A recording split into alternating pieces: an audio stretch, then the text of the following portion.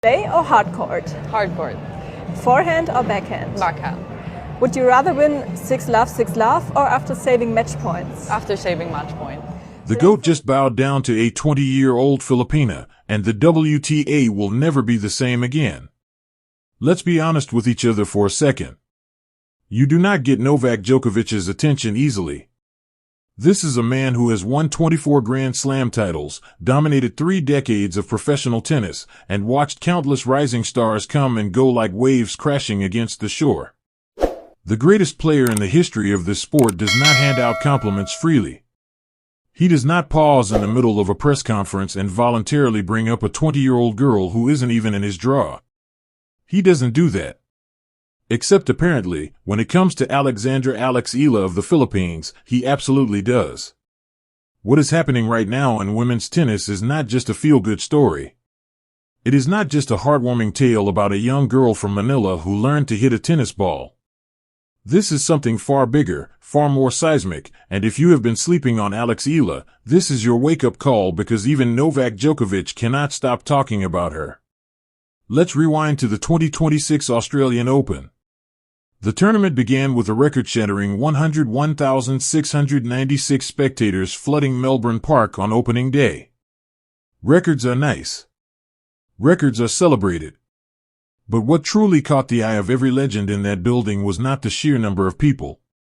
It was the scene unfolding outside Court 6, a relatively modest venue tucked inside Melbourne Park that is absolutely, completely, embarrassingly not built for this kind of crowd. Because when Eala's first round match was scheduled there, something remarkable happened. Fans formed a line so long, so chaotic, and so overflowing with passion that thousands could not get inside.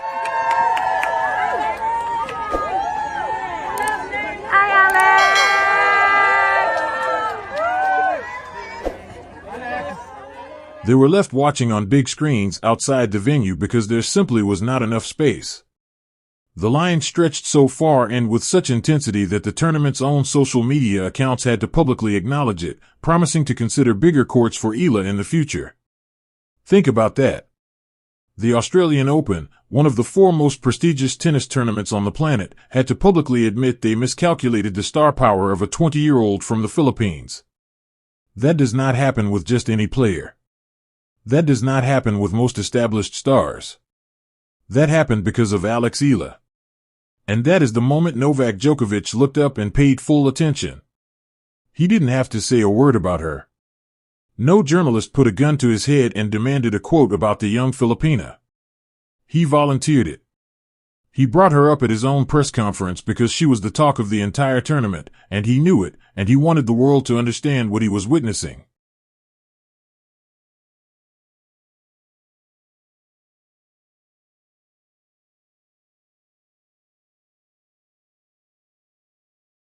He said he saw the situation with Eala, that it had been the talk of the tournament, and that it was completely understandable. He said she was coming from the Philippines, which is now a big deal. And then he dropped the line that floored an entire nation of over 100 million people. He called her the biggest tennis player the Philippines had ever produced. When you consider that the Philippines is a country with a sporting culture that gave the world Manny Pacquiao, arguably the greatest boxer of his generation, and that tennis has historically not been a dominant sport there, that statement carries enormous weight. Djokovic essentially looked at the global sports landscape and said, "This young woman is a phenomenon. Not a prospect. Not a rising star. A phenomenon." And he didn't stop there. He defended her. He defended the passionate Filipino fans who packed every inch of that small court, who cheered louder than anyone in Melbourne Park that day, who were still watching on screens outside because they refused to leave even when there was no seat available. He said he saw no negatives in the situation. He said having too much crowd at any tournament is a good problem to have.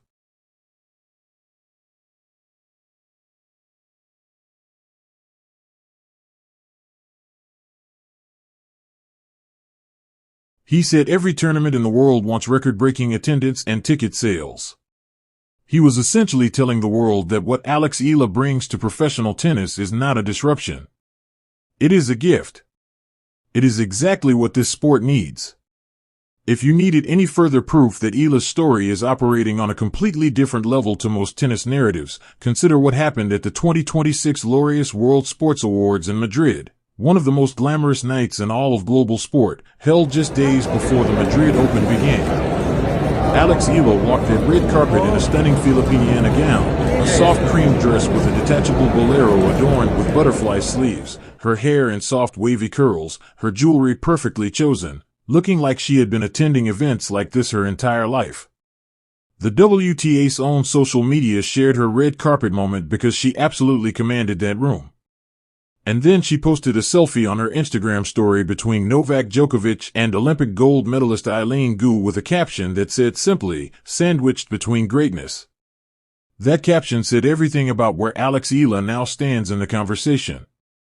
And honestly, based on her trajectory, the people standing on either side of her might want to make room. Now let's talk about how she actually got here, because the story of Alex Eala is one of the most compelling sports narratives of this generation. She was born on May 23, 2005, in Quezon City, Philippines. She is 20 years old. She currently holds a career-high WTA singles ranking of world number 29, making her the highest-ranked Filipino player in WTA Tour history. She is the first Filipino to break into the top 30, to record multiple wins over top 10 players, and to reach a tour-level final in the Open era. She is 20 years old.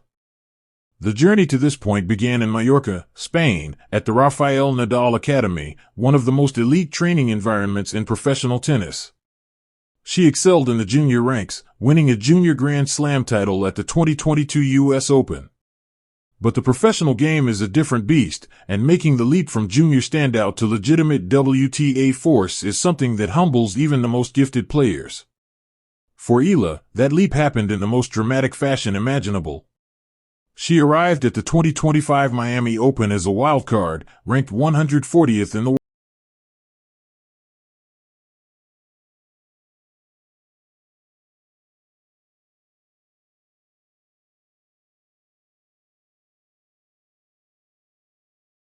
Madison Keys, a Grand Slam winner herself. And then she did the unthinkable. In the quarterfinals, she faced Iga Swiatek, the dominant force in women's tennis, the five-time Grand Slam champion, the player who had been ranked number one for the majority of the past 3 years. And she dismantled her. She won 6-2, 7-5. She broke Swiatek in 8 of 10 service games. She hit forehand winners down the line with a precision and ferocity that left commentators scrambling for words. In her on-court interview afterward, Eala said she was in complete disbelief, that she was on cloud nine, that she didn't know what to say. And the entire tennis world felt exactly the same way. That Miami run made her the first player from the Philippines to reach a WTA 1000 semifinal.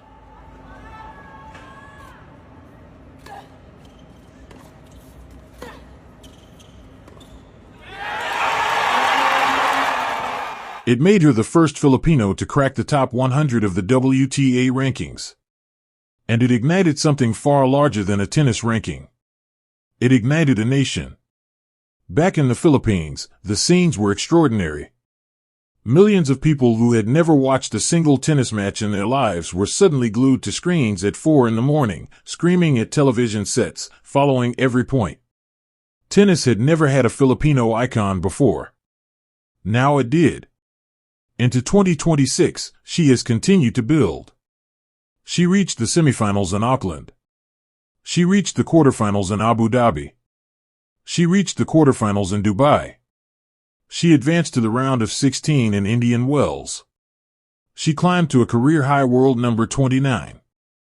Analysts began comparing her impact on expanding tennis globally to players like Li Na, who opened China to the sport, and Ons Jabeur, who brought an entire continent of fans behind her. The comparison is apartment. Alex Eala is not just playing tennis. She is changing who tennis belongs to. Which brings us to Madrid 2026, a city where Eala has repeatedly said she feels completely at home, having spent years training nearby at the Rafa Nadal Academy in Mallorca. She opened her campaign in dominant fashion, beating former French Open finalist Anastasia Pavlyuchenkova 6-3, 6-3 in the first round. She won 68% of her first serves and converted 76% of those points. She was controlled, she was clinical, she was impressive. After the match, she spoke in a mix of English and Spanish, telling the crowd that she loves Madrid, that every time she comes here she feels at home, that every match at this level is a battle and she embraces that. First of all, congrats on an amazing win. I know it's not always easy to play against a local hero, but you managed to dig deep and also score in the moments that were very important. What do you think made the difference? The Filipina fans in the stands went absolutely wild. And then the controversy erupted. Because after that dominant performance on one of the tournament's main show courts, the Madrid Open organizers made a decision that frankly beggars belief. They relegated Eala to Court 5 for her second-round match. Court 5. Not a show court. Not one of the premium arenas designed to hold the kind of crowd that follows Eala to every tournament. Court 5. For a player in the top 50 in the world, a player whose fan base caused scheduling chaos at the Australian Open just months earlier, a player who Novak Djokovic himself has publicly praised and defended, they sent her to Court 5. Most tournaments around the world have figured this out by now. You put Eala on a big court. You do it because thousands of fans want to watch her. You do it because it sells tickets, it fills seats, it creates atmosphere. You do it because it is simply the right call. Madrid chose a different path. And the consequences were exactly what any sensible observer would have predicted. Without the wall of passionate Filipino supporters at courtside, without the energy that typically fuels her best performances, Eala found herself up against a Mertens who was firing on all cylinders, and she had nothing to draw on from the stands. Elise Mertens was ruthless. World number 21, experienced, technically immaculate on clay, she broke Eala's serve in the very first game and never looked back. She converted 75% of her first serve points. Just doesn't give you many cheap points. That's the bomb Eala's got. We're about on a 3-love lead. Eala converted just 47% of hers. The final score was 6-2, 6-1 in 1 hour and 16 minutes. It was Eala's third consecutive second-round exit in Madrid, having fallen to Sorana Cîrstea in 2024 and to Iga Swiatek in 2025. The result stung. It was meant to be the tournament where she broke through to the third round for the first time. It was meant to be the stepping stone heading into Roland Garros. Instead, it was another chapter in the frustrating Madrid story that she has not yet managed to crack. But this is the part where the scoreline becomes almost irrelevant in the wider context of what Eala means to professional tennis. Because the conversation around her does not end when she loses. It doesn't shrink. If anything, it grows. The debate over the court scheduling decision in Madrid was louder than most discussions about who actually won the tournament. People were furious on her behalf.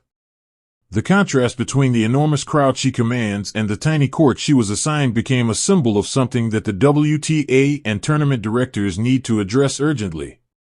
Eala deserves main court treatment. Not as a favor. Not as a marketing decision. As a simple acknowledgement of who she is and what she brings to this sport. Novak Djokovic understood it. He saw it at the Australian Open and he said it out loud at a press conference for the entire world to hear. He said there is a player coming from the Philippines, which is now a big deal, and that she has been the biggest tennis player that country has ever produced, and that a big country with that level of interest in one player is not a problem. It is a gift. And now that gift is heading into the heart of the clay season with points to defend, confidence to rebuild, and a French Open on the horizon that could change everything. After Madrid, Eala moves to the Catalonia Open as the 6th seed, looking to find her rhythm at the challenger level before heading to Rome for the Italian Open, then Parma, and finally Paris. Roland Garros. Her second French Open main draw appearance. A stage built for drama, for comebacks, for young players who were written off after an early exit to announce themselves to the world in the most emphatic way possible. The rankings pressure is real. She needs points on clay. She needs a deep run somewhere between now and the end of May to stabilize her position and keep herself seated at the Grand Slams. But more than the numbers, what is at stake is legacy. Every match Eala plays, she carries 100 million people on her shoulders. Every win is celebrated by communities of Filipinos across Asia, across North America, across Europe, across every corner of the world where Filipino families are watching at hours of the morning when any sensible person would be asleep. She addresses them in Tagalog from the court. She wears her identity proudly. She is not trying to be a generic tennis player who happens to be Filipino. She is a Filipino tennis player, and she wears that with absolute honor. Tennis has always been a global sport in theory. In practice, for most of its history, it has been dominated by players from a relatively small group of nations. What Eala is doing, and what Novak Djokovic recognized when he stopped a press conference to talk about her, is genuinely expanding the map of this sport. She is proving that a girl from Quezon City, trained at an academy in Spain, can compete at the highest level of women's professional tennis and do it in a way that brings an entirely new audience into the game. That is not just good for the Philippines. That is good for tennis. Full stop. She is 20 years old.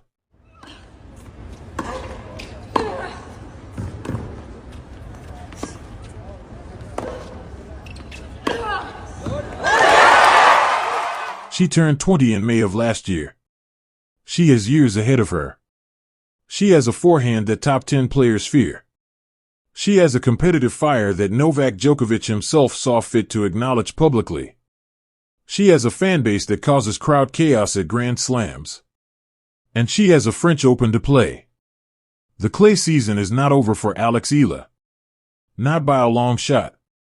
And if you know this player at all, if you have watched her grind through the junior ranks, shock the world in Miami, climb into the top 30, walk red carpets in Filipina and take selfies between tennis goats and Olympic champions with a caption that says sandwiched between greatness, then you know one thing for certain.